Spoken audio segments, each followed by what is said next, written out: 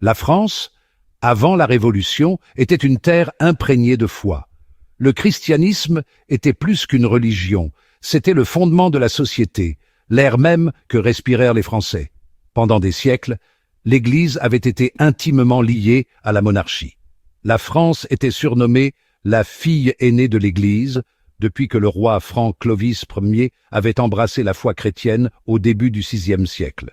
Cathédrales et monastères parsemaient le paysage, symboles imposants de la foi qui dominaient l'horizon de chaque ville et village. Au XVIIIe siècle, la grande majorité de la population était catholique, et c'était la seule religion officiellement autorisée dans le royaume. L'Église influençait tous les aspects de la vie française. Les hôpitaux, l'éducation, les registres de naissance et de décès étaient contrôlés par l'Église. Mais sous la surface de cette piété apparemment inébranlable, une tempête se préparait. De nouvelles idées sur la séparation de l'Église et de l'État prenaient racine, en particulier au sein de la bourgeoisie en plein essor. Mais les résultats seront sanglants, comme vous le verrez ensuite. Avant de continuer, soutenez-nous en vous abonnant à cette chaîne, en aimant la vidéo et en la partageant avec vos amis. Merci. La Révolution française de 1789 fut un tremblement de terre culturel et spirituel. Initialement, comme le stipule la Déclaration des droits de l'homme et du citoyen, les révolutionnaires recherchaient une approche libertaire de la religion. Nul ne doit être inquiété pour ses opinions, même religieuses, pourvu que leurs manifestations ne troublent pas l'ordre public. Cependant, le sentiment anticlérical s'intensifia et l'Assemblée nationale constituante, le gouvernement intérimaire de la France, ordonna la saisie des biens et des terres détenus par l'Église catholique, les vendant pour financer la nouvelle monnaie révolutionnaire.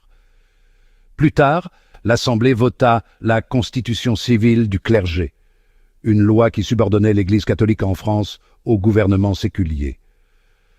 Bien qu'elle ait été rejetée par le pape, elle divisa le clergé en jureurs, qui acceptèrent la loi, et en réfractaires, qui la rejetèrent. Les prêtres réfractaires étaient considérés comme des contre-révolutionnaires et étaient condamnés à mort à vue. Des centaines de prêtres catholiques furent exécutés, tandis que des milliers d'autres furent bannis du pays. Les fidèles catholiques restants se retrouvèrent sans direction spirituelle ni sacrement. Finalement, le sentiment anticlérical céda la place à un sensationnalisme antichrétien frénétique. Croix, cloches d'église, statues et iconographie furent détruites dans le but de séculariser la société. Sous la direction de personnalités comme Joseph Fouché, les révolutionnaires retirèrent les croix des cimetières et déclarèrent que tous les cimetières ne devaient porter qu'une seule inscription : « La mort est un sommeil éternel ». Ce que nous allons voir ensuite vous choquera. Dans la ferveur révolutionnaire, la raison elle-même devint objet de culte.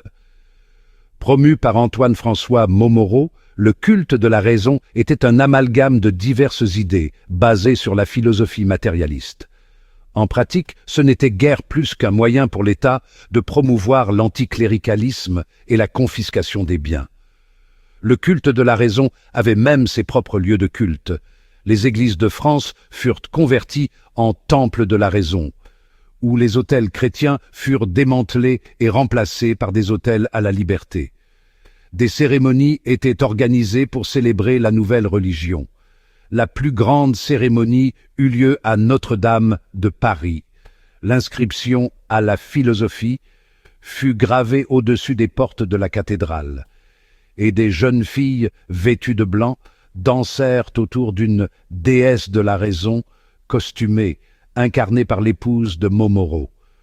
On dit qu'elle était vêtue de manière provocante. Le culte de la raison fut plus tard supplanté par une autre religion imposée par l'État, le culte de l'être suprême, mais ces deux cultes furent finalement interdits par Napoléon. Napoléon autorisa le retour de l'Église en France en 1801, mais les dommages causés à la foi par la Révolution étaient incommensurables. La suppression de l'Église catholique transforma profondément la société française, de la dissolution de la monarchie à la restructuration d'institutions fondamentales comme l'éducation et l'administration publique. Bien que moins marqués que pendant la Révolution française, les mêmes principes matérialistes dominent la pensée dominante dans les pays occidentaux aujourd'hui, tout comme la foi est rejetée. C'est maintenant à vous de participer. L'Occident subira-t-il la même restructuration que la France lorsqu'elle a abandonné sa foi? Laissez vos commentaires. N'oubliez pas de vous abonner à la chaîne, de liker la vidéo et de la partager avec vos amis. À bientôt.